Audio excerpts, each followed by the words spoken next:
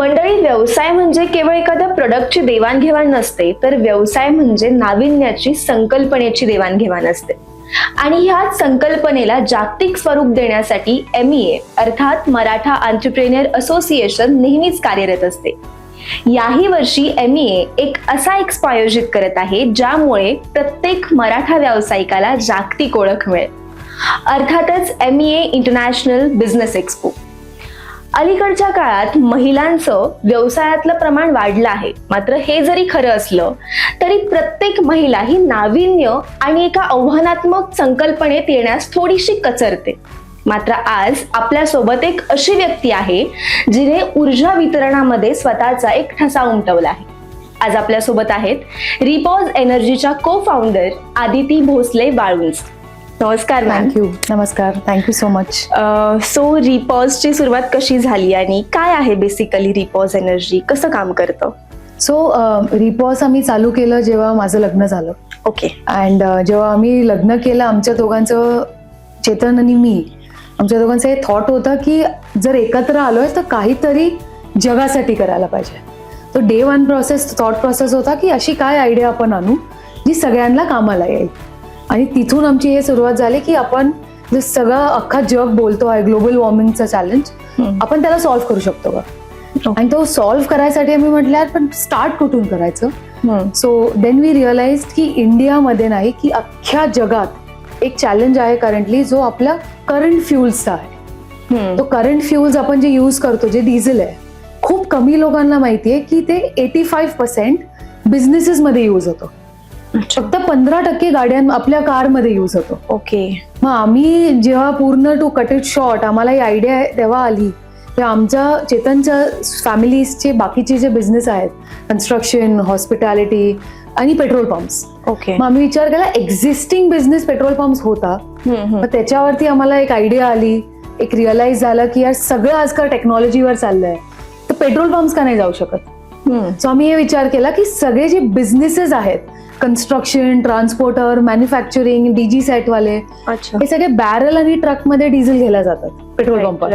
आणि परत घेऊन येताना तिथे चोरी असते, वेस्टेज असतं, तिथे कळत नाही मी किती फ्यूल आणतोय, काय आणतोय. आणि आमचे जे बिझनेसेस आहेत त्यांचं कन्झम्पशन करोडोमध्ये असतं, पण मला माहित नाही की कुठे जातं ते diesel.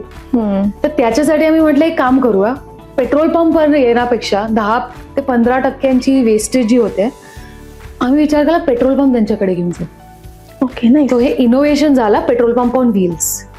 And it was the first innovation world wide we got. आणि आम्हाला हे कळालं ही आयडिया चालू करण्यासाठी तुम्हाला इंडियाचा लॉ चेंज करायला लागेल.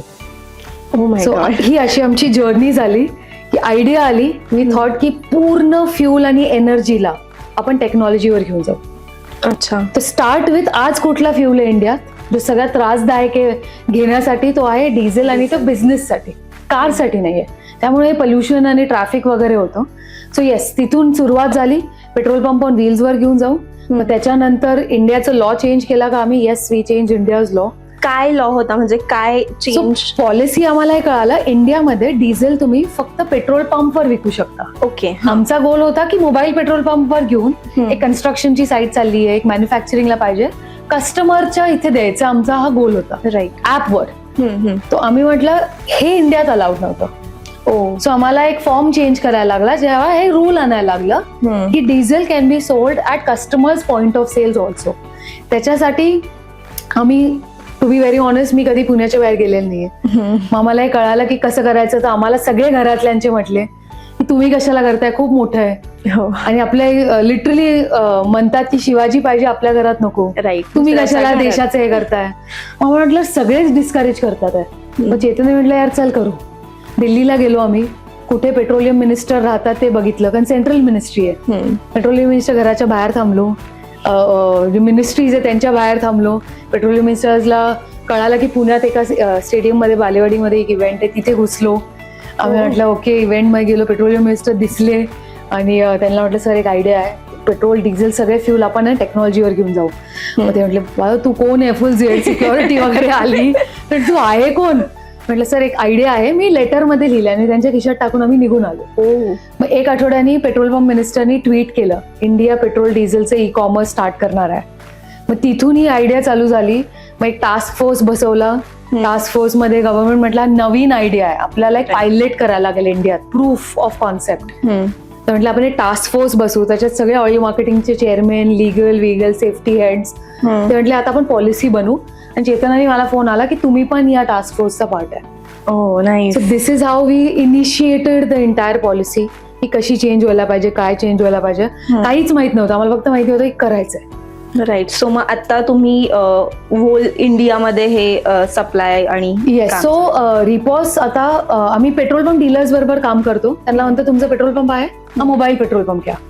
आणि कस्टमर्स तर खूप पडलेत, म्हणजे right from manufacturing, construction, transporter सगळ्यांना फ्युलचे प्रोसेस लावायच्यात त्यांना. आणि पार्टनर्सला एका प्लॅटफॉर्मवर आणले आम्ही. ओके. आणि आता वी आर वर्किंग इन 400 पेक्षा जास्त सिटीज मध्ये पूर्ण इंडियात काम करतो. हो, अच्छा.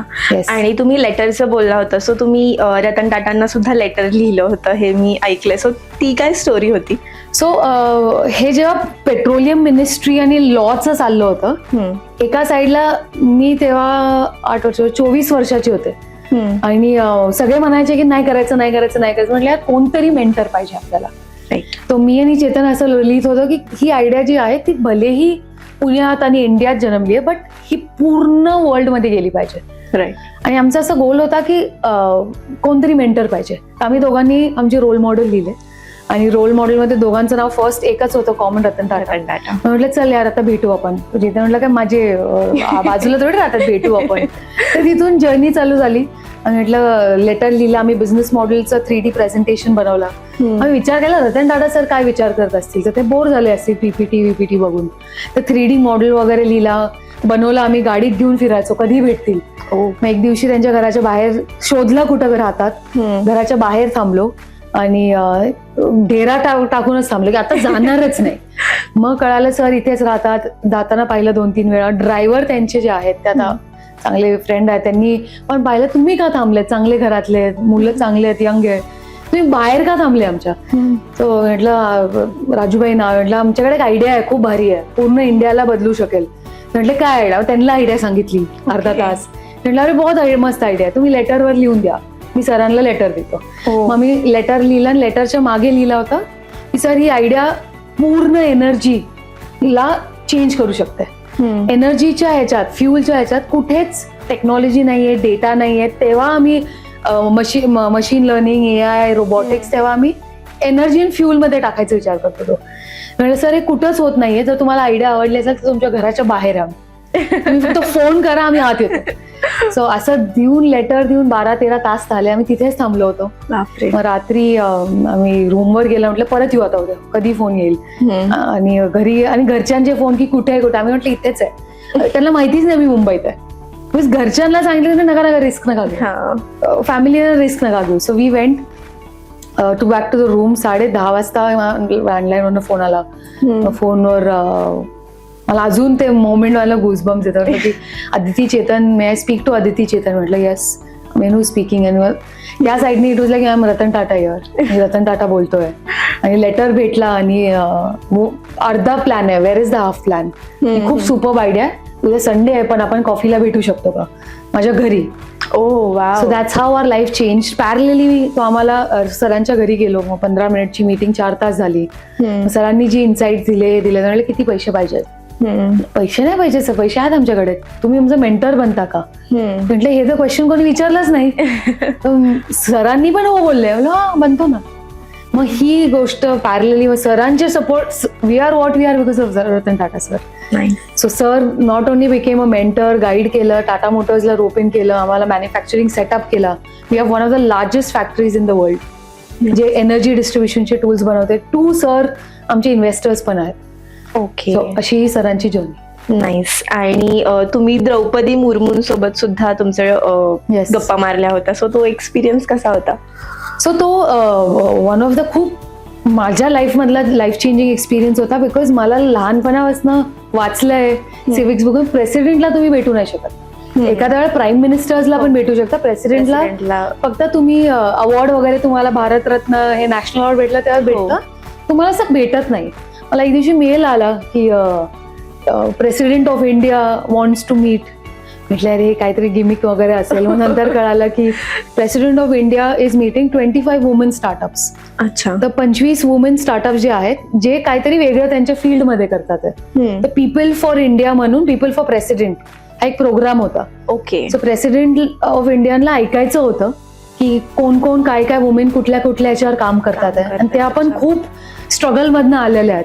तर त्यांनी त्यांची स्टोरी सांगितली की ते कशी त्या समाजात राहायचे, कसं काय केलंय त्यांनी, त्यांनी किती हार्डशिप्स केलेत. आणि त्यांचं असं म्हणणं आहे की कुठलीच वुमेन अशी हार्डशिप नाही केले पाहिजे. त्यांचं असं म्हणणं होतं की मला रोज हजारो लेटर येतात, स्पेशली वुमेनचे, लेडीजचे. बायका म्हणतात की माझा नवरा पिऊन येतो, मला कळत नाही, माझं हे नाहीये ते नाही, मी फायनान्शियली इंडिपेंडेंट नाही. तर त्यांचं आम्हाला हे होतं की तुम्ही आहे ना त्या स्टेजवर, तर वुमेन आणि बायकांना का तुम्ही एनकरेज करा, त्यांना स्वतःच्या पायावर उभा राहायला शिकवा, आणि तुम्ही हे करू शकता का. तर ते असा तो एक कोहट होता आमचा. Okay, nice. आणि मला एक क्वेश्चन विचारायचं आहे की सध्या महिला खूप कमी आहेत. काही शहरात आहेत की बाबा त्या करतायत नवीन काहीतरी, पण ग्रामीण भागात इतकं बिलकुल नाही. नाहीये. सो त्यांनी कसं बिझनेसमध्ये आलं पाहिजे, किंवा त्यांनी त्यांची लाईफ कशी चेंज केली पाहिजे, त्यांच्यासाठी काय सांगाल तुम्ही? सो मला जेवढं कळालंय माझ्या जर्नीमधनं, मी पण एक टिपिकल महाराष्ट्रीयन फॅमिलीमधनं बॉर्न झाली आहे. तिथं शिकवलं जातं की ग्रॅज्युएशन करायचं आणि मग लग्न करायचं, आणि तुमच्या नंतर तुमचं कामच आहे की तुम्हाला फॅमिली आणि पोरं बाळ हे सगळं हे करायचं आहे. पण फर्स्ट तुम्हाला कोण सांगू नाही शकत की तुम्ही बिझनेस केला पाहिजे. तुमच्यामध्ये एक ड्रीम पाहिजे की यार माझं एकच आयुष्य आहे, मी या आयुष्याने ऍटलिस्ट 10, 15, 20, 30 लोकांच्या कामाला येऊ शकतो का. सो आमचं पण, माझं ड्रीम होतं की यार एकच लाईफ आहे, राईट. तर आपण किती लोकांची हेल्प करू शकतो, आपण आपल्या स्किल सेटनी काय करू शकतो का. तर ह्या थॉटनी पूर्ण माझी लाईफ चेंज झाली. असं नाहीये की खूप लोकांनी नाही नाही बोललंय, पण तुम्हाला जर तुमच्यात बिलीफ आहे का फर्स्ट, तर तुम्ही बिलीव्ह करणार माझ्याकडे ही आयडिया आहे, आता ही सुपर काम करणार, मग तुम्ही कुठल्याही भागात असून दे, मग तुम्हाला ते बळ भेटतं की अरे यार आता मी करतो. मग फॅमिलीला कन्व्हिन्स करता तुम्ही, लोकांना नाही नाही माझे सासू सासरे नाही मानत, मग त्यांना कन्व्हिन्स करता. मग आजूबाजूचे समाज बोलतो ठीक आहे, मग तुम्ही you stand up for something. पण पहिलं इट स्टार्ट की तुम्हाला करायचंय का, तुमच्यात ती एक असली पाहिजे. कारण आयुष्यभर मग हेच करणार का, खायचं प्यायचं, आपण मुलं बाळांना मोठं करायचं आणि मग मरणार. राईट. सो त्याच्यापेक्षा काहीतरी करा. 10 लोक 15 लोक त्यांच्यासाठी तुम्ही युजफुल कामाला आला का. सो हे आहे, म्हणजे दिस इज मी पूर्ण शिकून, माझ्या शिकवण आहे पूर्ण. आणि MA सोबत तुम्ही कधीपासून आहात, किंवा MA सोबत तुमचं रिलेशन कसं आहे? सो चेतन आणि मी जेव्हा आमचं लग्न ठरलं होतं तेव्हा चेतननी मला सांगितलं होतं की अरे मी हे MA फोरम मध्ये जायचो. सो आता ऑलमोस्ट 10 वर्ष झालेत. सो राईट फ्रॉम चेतनचं first MA association was with DSK speech. अच्छा. तर त्याचं फुल त्यातून लाईफ चेंज झालं. त्यांनी मला सांगितलं होतं की असं एक एंटरप्रेन्योरियल फोरम आहे. तर म्हटलं wow, the concept also is very super. कारण आपण जे बोलतो की लोक बोलतात मराठा लोक एक बिझनेस नाही करू शकत. हा, मराठा लोकांचं ते शेती किंवा आणि एक दुसऱ्यांना वर खाली खिचतात, आणि हे खूप कॉन्सेप्ट ऐकलेत लहानपणापासून. मी पण मराठी फॅमिलीमध्ये हे झाली, आणि मग नंतर कळालं की असा कुठला असोसिएशन आहे जे एक दुसऱ्यांचे बिझनेस हेल्प करायला बघतोय. तर I think from last 10 years आम्ही असोसिएटेड आहे इकडे तिकडे, कुठले सेशन्स वगैरे, आणि आता आम्ही एक्सपो मध्ये पण वी आर पार्टिसिपेटिंग. सो एक्सपोची अशी कुठली इम्प्रेसिव्ह गोष्ट तुम्हाला वाटतं? सो एक्सपोची इम्प्रेसिव्ह गोष्ट आहे की first of all Maratha entrepreneur असोसिएशनच्या एक्सपोमध्ये आम्हाला टेक पवेलियन मध्ये आहे, म्हणजे हेच खूप नवीन आहे की we are associating take as a separate thing. So that is very interesting. So ma'am, MA international business expo संदर्भात तुम्ही इतर उद्योजकांना काय सांगाल? सो आम्ही पार्टिसिपेट करतोय बिकॉज MAचे आम्हाला आली की ओके असं एक्सपो होतोय, and without a second thought, विचार न करता आम्ही चालू केलं, म्हटलं घेऊन टाकू स्टॉल. सो आम्हाला माहिती आहे रिपॉज तिथे एक फ्युचर ऑफ फ्युलिंगचं कॉन्सेप्ट प्रेझेंट करणार आहे. अँड आम्हाला हे का कॉन्फिडन्स आला प्रेझेंट करताना, कारण त्या एक्सपोमध्ये एक्सपोजर खूप आहे. इट इज नॉट जस्ट की लोकल लोक येणार आहेत, इट इज ऑल्सो की जे लोक तिथे एक्सपो पार्टिसिपेट करणार आहेत तिथे व्हिजिटर्स आहे. It is at an international level. So जे एक्सपोजर भेटणार आहे from that point of view, तो एक मोठ्या लेवलचा आहे. So Repos is presenting there at a D309 stall. D309 स्टॉलमध्ये रिपॉस प्रेझेंट करणार आहे the whole future of fueling. तुम्हाला जर तुमच्या बिझनेससाठी एक इंटरनॅशनल एक्सपोजर पाहिजे, एक असा एक्सपोजर पाहिजे जो तुमच्या बिझनेसपेक्षा थोडा मोठा आहे, की काय असतं, कोण आहे, लोक काय आहे, माझी ओळख होती, मग कम्युनिटी बिल्ड करू शकतो, माझी फ्रेंड्स होतील, because business builds through community. तर त्याच्यासाठी जर तुम्हाला इंटरेस्ट असेल तर विदाउट अ सेकंड थॉट तुम्ही पण पार्टिसिपेट करा. थँक्यू.